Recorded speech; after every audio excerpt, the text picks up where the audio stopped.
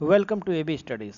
स्वागत करता हूं आपका हिस्ट्री लेक्चर 4 वैदिक सिविलाइजेशन पार्ट 2 में।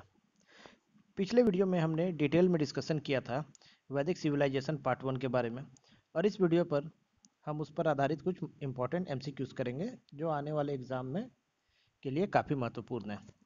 अगर आपने हमारे पिछले वीडियो को नहीं देखा है तो उसे जाकर जरूर देख लीजिए। उसका लिंक हमने डिस्क्रिप्शन और आई बटन दोनों में डाल दिया है। चलिए शुरू करते हैं वीडियो को। हमारा पहला क्वेश्चन है, Aryans were originated from. Aryans की उत्पत्ति कहाँ से हुई थी? ऑप्शन है A central Asia, B Europe, C Portugal या D none of the above. तो इस प्रश्न का जो है सही उत्तर हो जाएगा ए सेंट्रल एशिया। आर्यंस जो है सेंट्रल एशिया में से कैस्पियन नदी के किनारे से आए थे, ईरान के रास्ते होते हुए वो भारत में आए थे। अगला प्रश्न है, खाइबर पास इज लोकेटेड इन। खाइबर पास कहाँ पर स्थित है? ए हिंदू कुश हिल्स, बी अफगानिस्तान, सी हिमालयन रेंज या डी सतपुरा हिल्स। तो इस प्रश्न का सही उत्तर जो है वो हो जाएगा ए हिंदकुश हिल्स। आर्यन जो है वो जब कैस्पियन सागर से जब वो भारत की ओर चले थे तो वो ईरान पार कर कर हिंद कुश में खाइबर पास स्थित है, उसी रास्ते से उन्होंने भारत में आगमन किया था। अगला प्रश्न है, Chenab river is also known as dash in Vedic period. Chenab नदी को वैदिक काल में किस नाम से जाना जाता था? ऑप्शन है वितस्तता, असिकनी, परुसनी या विपासा। तो इस प्रश्न का जो है सही उत्तर हो जाएगा बी असुकनी।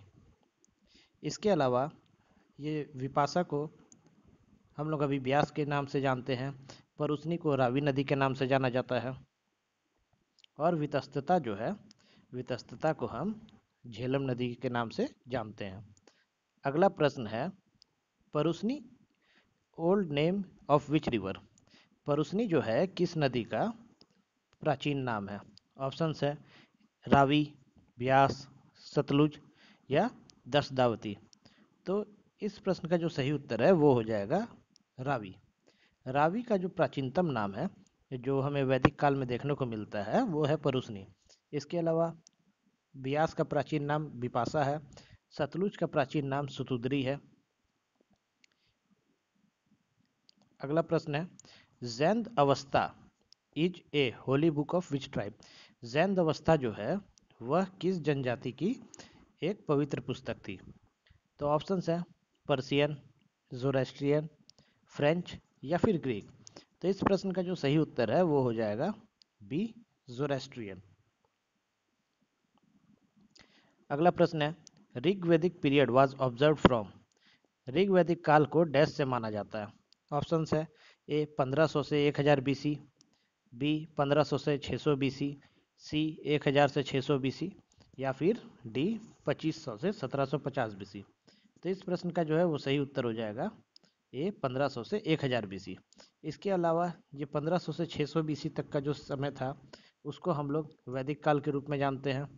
1000 से 600 बीसी तक के समय को हम लोग लेटर वैदिक काल के रूप में जानते हैं, और ये 2500 से 1750 बीसी के समय का जो टाइम पीरियड था इसको हम लोग इंडस वैली सिविलाइजेशन के नाम से जानते हैं। अगला प्रश्न है, Vedas where compiled by whom. वेदों का संकलन किसके द्वारा किया गया था? ऑप्शंस है ए वेद व्यास, बी जोरेस्ट्रियंस, सी तुलसीदास या D Pashupati.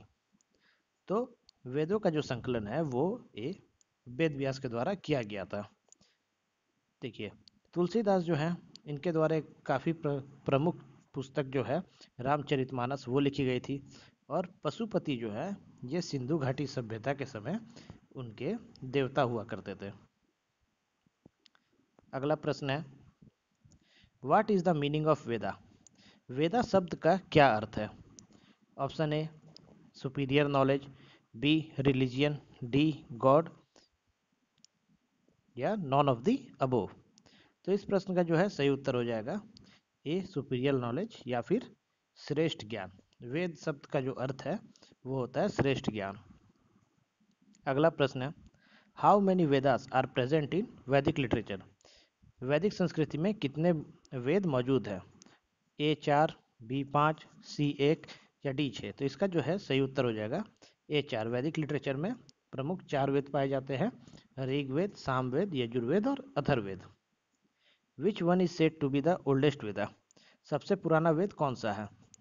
Option A Rigveda, option B Samaveda, option D Yajurveda या फिर अथर्ववेद। तो इस प्रश्न का जो है सही उत्तर हो जाएगा ए ऋग्वेद। ऋग्वेद को सबसे प्राचीनतम वेद के रूप में माना जाता है। सिर्फ प्राचीनतम वेद ही नहीं, ऋग्वेद को जो है वर्ल्ड की सबसे पुरानी किताब के रूप में भी माना जाता है। अगला प्रश्न है, the origin of Ayurveda is traced in? Ayurveda की उत्पत्ति जो है वो डैश में है?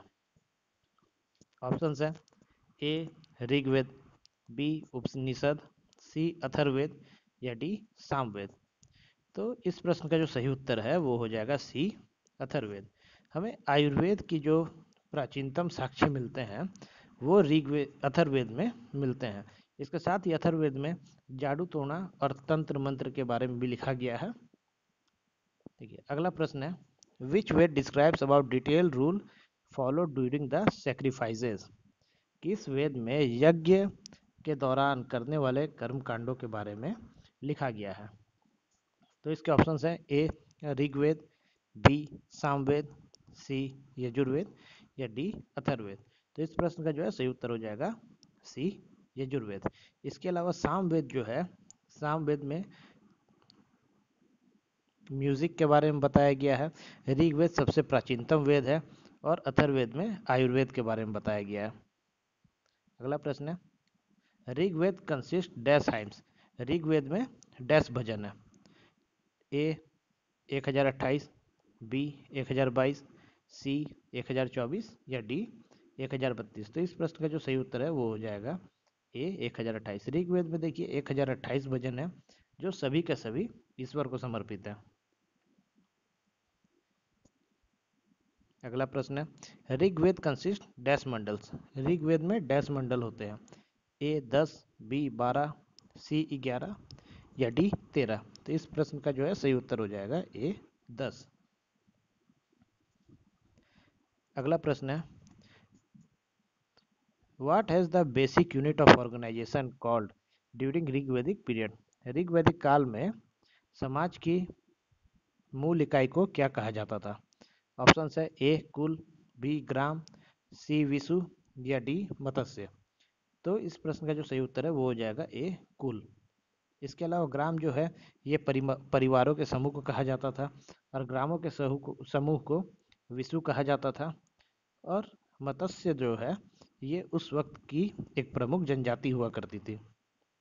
अगला प्रश्न है, during Rigvedic period the group of villages are called? Rigvedic काल में ग्रामों के समूह को क्या कहा जाता था?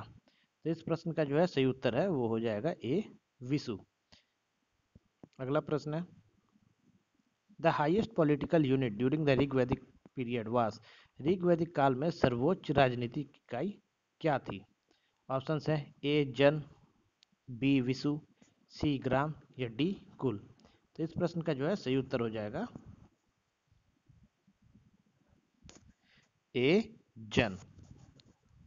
अगला प्रश्न है, द ऋग्वैदिक पॉलिटी वाज? ऋग्वैदिक राजनीति जो है वो किस प्रकार की थी? ए वंशानुगत, बी लोकतांत्रिक, सी मिश्रित या फिर डी अध्यक्षीय। तो ऋग्वैदिक काल की जो राजनीति व्यवस्था थी वह ए वंशानुगत थी। वहाँ राजा का बेटा जो है राजा बनता था। अगला प्रश्न है, व्हाट वाज सभा? सभा क्या थी? Council of elders, general assembly of people, group of families या ग्रुप ऑफ स्टेट? बड़ों की परिषद, आम लोगों की आम सभा, परिवारों का समूह या फिर राज्यों का समूह? तो इस प्रश्न का जो है सही उत्तर हो जाएगा ए काउंसिल ऑफ एल्डर्स। इसके साथ ही ऋग्वैदिक काल में एक समिति का भी वर्णन देखने को मिलता है जिसका अर्थ होता है जनरल असेंबली ऑफ पीपल, और सभा का जो अर्थ था वो था council of Elder peoples.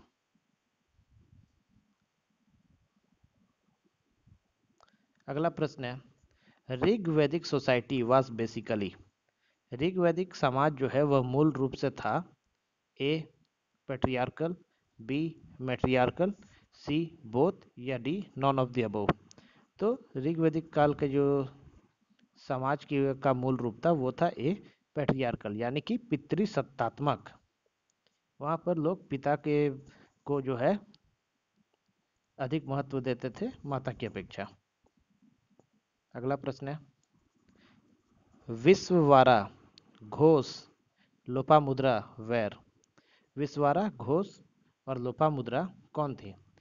Option है स्त्री देवियाँ, ऑप्शन बी महिला कवि, ऑप्शन सी रानी, या ऑप्शन डी नेता।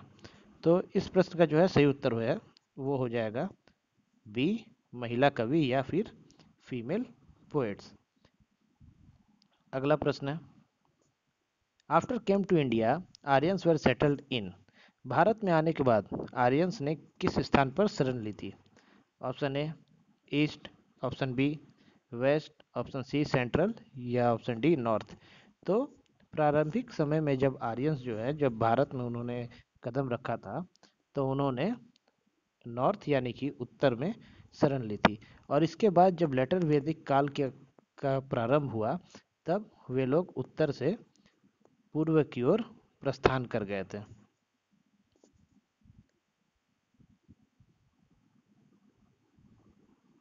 अगला प्रश्न है, Vedic period is also known as. वैदिक काल को किस नाम से भी जाना जाता है? ऑप्शन ए है आइस एज यानी कि हिम युग, ऑप्शन बी है आयरन एज यानी कि लौह युग, ऑप्शन सी ब्रॉन्ज एज या कांस्य युग, या फिर ऑप्शन डी कॉपर एज या तांबे की युग। तो इस प्रश्न का जो सही उत्तर है वो हो जाएगा बी आयरन एज। अब ऋग्वैदिक काल को आयरन एज इसलिए कहा जाता है क्योंकि ऋग्वैदिक वैदिक काल के समय में आर्यंस ने जो है उन्होंने आयरन को खोज लिया था, इसीलिए जो है ऋग्वैदिक काल को आयरन एज के नाम से भी जाना जाता है। और इससे पहले हमने देखा था कि सिंधु घाटी सभ्यता के समय वो उस समय के लोगों को लोहे की कोई ज्ञान नहीं था। वे लोग कांस्य का इस्तेमाल किया करते थे, तो सिंधु घाटी सभ्यता को कांस्य युग कहा जाता था, और ऋग्वैदिक काल को या फिर वैदिक पीरियड को लौह युग या फिर आयरन एज के नाम से भी जाना जाता है। अगला प्रश्न है, निष्का वास, निष्का क्या थी? ऑप्शन ए सिक्का, ऑप्शन बी आभूषण, ऑप्शन सी जगह, या फिर ऑप्शन डी हथियार। तो निष्का जो है वो वैदिक पीरियड में गोल्ड कॉइन हुआ करती थी, सोने का सिक्का। तो इस प्रश्न का जो है सही उत्तर हो जाएगा ए कॉइन। अगला प्रश्न है, अदिति एंड उषा वेर। अदिति और उषा कौन थी? A female goddess, B female poets, C social workers, या D none of the above. तो इस प्रश्न का जो है सही उत्तर हो जाएगा ए फीमेल गॉडेस। अदिति और उषा जो थी वो वैदिक काल की दो महत्वपूर्ण स्त्री देवियां थी। अगला प्रश्न है, the time period of later Vedic age वास।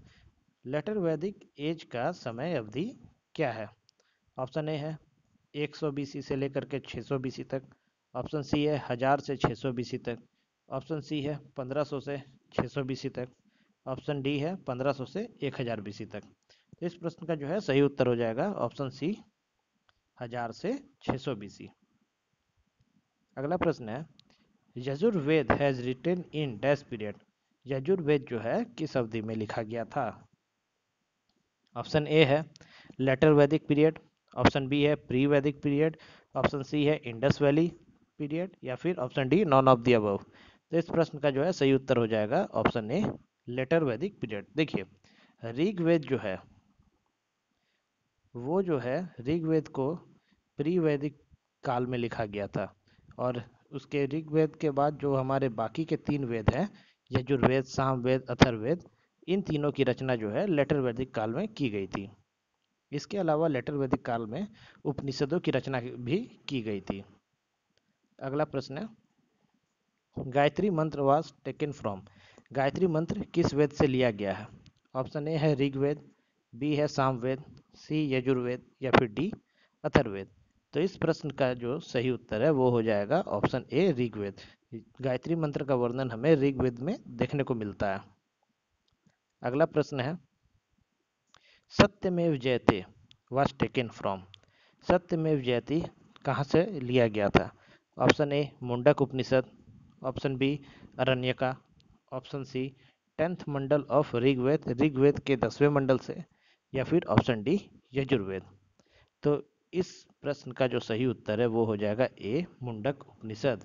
सत्यमेव जयते जो हमारे भारत के अशोक स्तंभ में भी लिखा गया है उसको मुंडक उपनिषद से लिया गया है।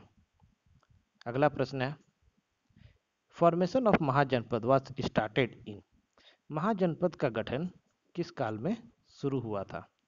ऑप्शन ए है लेटर वैदिक पीरियड, ऑप्शन बी है ऋग वैदिक पीरियड, ऑप्शन सी है 1200 बीसी, ऑप्शन डी है नॉन ऑफ दी अबोव। तो इस प्रश्न का जो है सही उत्तर हो जाएगा वो है ऑप्शन ए लेटर वैदिक पीरियड। लेटर वैदिक पीरियड में ही महाजनपद के गठन की प्रक्रिया शुरू हो गई थी, जिसके बाद भारत में 16 महाजनपद अस्तित्व में आए थे। अगला प्रश्न, तो इस वीडियो में हमने देखा वैदिक काल से जुड़े हुए कुछ महत्वपूर्ण एमसीक्यूज जो कि हमारे आने वाले एग्जाम के पॉइंट ऑफ व्यू से काफ़ी इम्पोर्टेंट है। तो अभी तक हमने जो है हमारे हिस्ट्री के इस सीरीज़ में पहले हमने देखा था कि 2500 से हमने 1750 बीसी तक का इतिहास देखा, जो कि हमारा सिंधु घाटी सभ्यता का भाग था। इसके बाद हमने देखा 1500 बीसी से 600 बीसी तक का समय हमने देखा, जिसको हम लोग वैदिक काल के रूप में जानते हैं। इसके बाद जो हम देखेंगे वो हम 1500 बीसी से लेकर के 1707 तक, जिसे हम लोग मध्यकालीन भारत या फिर मिडिवल हिस्ट्री ऑफ इंडिया के नाम से भी जानते हैं, तक देखेंगे। और 1707 के बाद जो है हमारा 1707 से 1947 तक का जो टाइम पीरियड होता है उसको हम लोग मॉडर्न हिस्ट्री के नाम से जानते हैं। तो इस वीडियो में बस इतना ही। आशा करता हूँ वीडियो आपको पसंद आया होगा। मिलते हैं अगले वीडियो में। Till then do like share and subscribe our channel and tap the bell icon for the latest update. और इस वीडियो की पीडीएफ जो है वो आप हमारे टेलीग्राम लिंक से भी डाउनलोड कर सकते हैं। टेलीग्राम लिंक ये है, इसके अलावा टेलीग्राम लिंक हमारा इस वीडियो के डिस्क्रिप्शन में भी दिया गया है। Thank you.